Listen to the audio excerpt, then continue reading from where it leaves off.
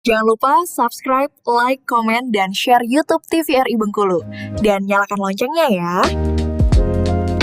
Terima kasih pemirsa, Anda masih bersama kami di Berendo Ruang Konsultasi. Kita lanjutkan lagi perbincangan kita masih terkait dengan validasi sosial. Sebenarnya butuh nggak sih kita sebagai manusia melakukan detox digital tanpa aplikasi digital apapun dalam satu hari? Atau bagaimana sih baiknya melakukan detox digital? Langsung aja kita tanyakan ke Mbak Tina, gimana Mbak sebenarnya? Oke, detox digital ya. Sebenarnya itu perlu banget di kondisi yang saat ini. Kalau ingat kan mungkin dalam beberapa minggu belakangan tuh kan sosial media kita gitulah gitu kan rame lah, banyak berita-berita menyedihkan. Banyak udah nggak bisa ngomong lagi ya Mbak ya? Iya, apa ya definisinya gitu kan. Ketika kita tuh melihat sesuatu yang membuat emosi kita muncul ya, baik itu emosi positif dan negatif, kan kita tuh ngerasa kita nyerap nih. Nah, lihat konten sedih gitu, nggak sering nangis tiba-tiba gitu. Yang lucu kok tawa kakak-kakak gitu kan. Nah, kita tuh butuh jeda untuk itu. Kita butuh istirahat. Kita butuh interaksi nyata gitu. Karena apa? Karena manusia ini makhluk sosial tadi gitu kan.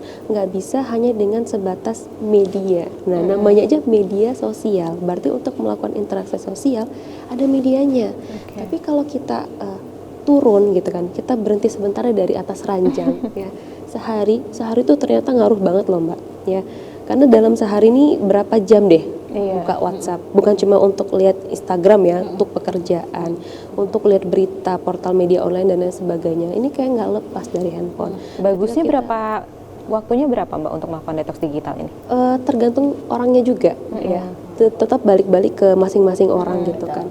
Senyamannya dia, kita nggak bisa kasih standar gitu kan. Kalau misalnya mau coba, jangan langsung ini gede itu 1 minggu pelan-pelan mungkin dicoba sehari dulu, mungkin dicoba setengah hari dulu. Tentunya gitu bertahap ya Mbak ya, ada Bertahap. tahapannya, jangan langsung memaksakan diri tentunya. Jadi kita belajar mindful ya, belajar mindful. Selama ini kita tuh nggak sih tetangga kita tuh lahiran.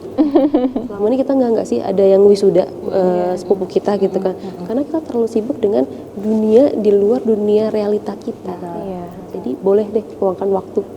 Meluangkan waktu untuk detox digital ternyata sangat penting. Tentunya banyak sekali ya Mbak informasi yang didapatkan dari Mbak Tina dan juga Mbak Yunda terkait dengan validasi sosial yang mungkin sangat relate banget nih Mbak, terkait dengan kehidupan sekarang. Ternyata Gen Z ini masih banyak belajar, harus belajar ya Mbak tentunya terkait dengan validasi sosial, FOMO. Ternyata itu ada batasannya, baik dan nggak baik juga. Mungkin kita udah di akhir segmen nih Mbak, dari informasi yang diberikan kepada pemirsa hari ini.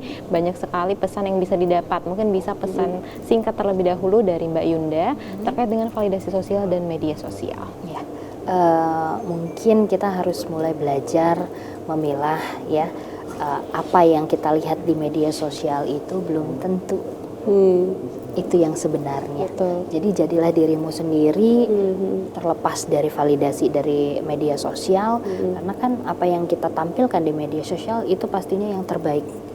Pun orang lain juga seperti itu. Yang diposting itu sesuatu yang terbaik. Nah, bukan berarti kita itu harus jadi yang terbaik terus, enggak. Kita punya kelemahan, kita punya kekurangan, enggak apa-apa, enggak perlu juga kita posting, enggak perlu juga semua orang tahu. Tetap jadi diri kita sendiri, mau itu divalidasi oleh orang lain ataupun tidak, sehingga kita tidak membutuhkan, kebutuhannya tidak terlalu besar lah untuk divalidasi dari luar. Jadi hargai diri kamu gitu ya. Atau kalau secara psikologis tuh ada yang namanya journaling, boleh lakukan journaling. Buat kata-kata positif, apa yang bisa disyukuri hari ini, itu sudah bisa jadi validasi sosialnya kamu, gitu. Sudah bisa memenuhi kebutuhannya kamu.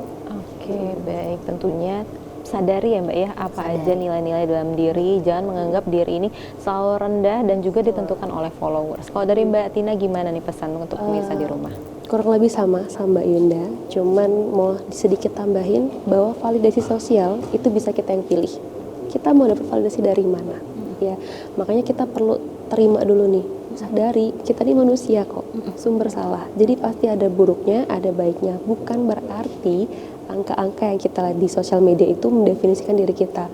Validasi sosial gitu kan bisa dari orang tua, bisa dari teman, dari diri sendiri, terutama self love-nya gitu kan.